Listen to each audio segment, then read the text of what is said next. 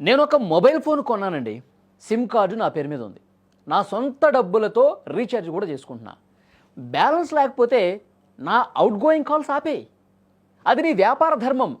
కానీ ఎదుటివాడు నాకు చేసే కాల్ని పంపే మెసేజ్ని అడ్డుకోవటానికి నీకు అధికారం ఎవరిచ్చారు? నా ఫోన్ ఎప్పుడు మోగాలి, ఎప్పుడు మూగబోవాలి అని నిర్ణయించే యజమానివి నువ్వు ఎలా అవుతావు? ఇన్నాళ్ళు ఈ ప్రశ్న ప్రతి భారతీయుడు గుండెల్లో ఉందండి. కానీ కార్పొరేట్ కంపెనీల మాయాజాలం ముందు సామాన్యుడు మౌనంగా ఉండిపోయాడు. ఈ మౌనాన్ని బద్దలు కొడుతూ పార్లమెంటు సాక్షిగా టెలికాం దిగ్గజాల తీరుపై విరుచుకుపడ్డారు ఆమ్ ఆద్మీ పార్టీ ఎంపీ రాఘవ్ చద్దా. ఆయన సంధించిన 6 అస్త్రాలు ఈ దేశ టెలికాం వ్యవస్థను ప్రశ్నిస్తున్నాయి ప్రస్తుతం. ఒకప్పుడు మొబైల్ విప్లవం మొదలైనప్పుడు ఇన్కమింగ్ ఫ్రీ అని చెప్పి ఊరువాడ సిమ్ కార్డులు పంచారు. ఇప్పుడు మార్కెట్ మొత్తం గుప్పిట్లోకి వచ్చాక డబ్బులు కడితేనే కాల్ వస్తుంది అని కండిషన్లు పెట్టడం, ముమ్మాటికి వినియోగదారుని మోసం చేయటమే. ఫోన్ స్విచ్ ఆఫ్ కాలేదు, సిమ్ బ్లాక్ కాలేదు, మరి కాల్ ఎందుకు రాదు?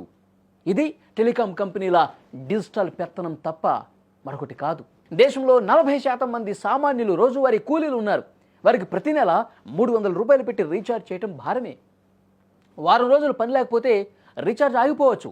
అటువంటప్పుడు వాడికి పనిచ్చే యజమాని ఫోన్ చేసినా, ఇంట్లో ఉన్న ముసలి తల్లిదండ్రులు ఫోన్ చేసినా కలవదు అని రావటం ఎంత దారుణం అండి. ఏఆర్పియు అనే పేరుతో కంపెనీలు తమ లాభాలను పెంచుకోవటానికి పేదవాడి గొంతు నొక్కేస్తూ ఉన్నాయి. చాలా బాధాకరమైన విషయం. నేడు భారతదేశం డిజిటల్ ఇండియాగా మారింది. రేషన్ షాప్లో వేలుముద్ర పడాలన్నా, బ్యాంకు నుంచి డబ్బులు విత్డ్రా చేయాలన్నా, ఆధార్ అప్డేట్ కావాలన్నా ఓటీపీ తప్పనిసరి. ఇన్కమింగ్ సర్వీసులు నిలిపేస్తే ఆ ఫోన్కి మెసేజ్లు రావు కదా. అంటే రీఛార్జ్ చేయలేదన్న ఒకే ఒక్క కారణంతో సాకుతో సామాన్యుడు తన సొంత బ్యాంక్ అకౌంట్ను కూడా ఆపరేట్ చేయలేడు. ప్రభుత్వ పథకాల సమాచారం అందదు అతనికి. ఇది సామాన్యుణ్ణి డిజిటల్ బానిసత్వంలోకి నెట్టడం కాదా? ప్రమాదాలు జరిగినప్పుడు లేదా అర్ధరాత్రి వేళ ఆపద సంభవించినప్పుడు వచ్చే ఫోన్ కాల్స్ ప్రాణాలను కాపాడతాయండి. ఆసుపత్రి నుంచి వచ్చే క్లిష్టమైన అప్డేట్స్ లేదా అత్యవసర పరిస్థితుల్లో కుటుంబ సభ్యులు చేసే కాల్స్ అందకుండా పోతే దానికి బాధ్యులు ఎవరండి? కేవలం 200 రూపాయల రీఛార్జ్ లేదని ఒక మనిషి ప్రాణాపాయంలో ఉన్నప్పుడు అందాల్సిన సమాచారాన్ని అడ్డుకోవటం నేరం కాదా ఇది? కంపెనీల లాభాల కంటే ప్రజల ప్రాణాలు తక్కువైపోయాయా మీకు? ఇది ఆమ్ ఆద్మీ పార్టీ ఎంపీ రాఘవ్ చద్దా పార్లమెంట్లో చాలా గట్టిగా నిలదీశారు. ఇక్కడ విచిత్రం ఏంటంటే, మీరు రీఛార్జ్ చేయకపోయినా కంపెనీల నుంచి వచ్చే ప్రమోషన్ కాల్స్, అలాగే లోన్ స్పామ్ కాల్స్ మాత్రం ఆగవండి. అవి వస్తానే ఉంటాయి. డిఎన్డి రిజిస్టర్ చేసుకున్న సామాన్యుడిని వేధించే స్పామ్ కాల్స్ విషయంలో చేతులెత్తేసే కంపెనీలు అదే వినియోగదారుడికి అవసరమైన కాల్స్ విషయంలో మాత్రం ఎంత కఠినంగా వ్యవహరిస్తున్నాయి. డబ్బులు కడితేనే మనిషి మాట్లాడాలి, కట్టకపోతే మిషన్లు మాట్లాడతాయి అనే వింత పరిస్థితి నేడు నెలకొంది అంటే అసలు మనం ఏ సమాజంలో ఉన్నాం?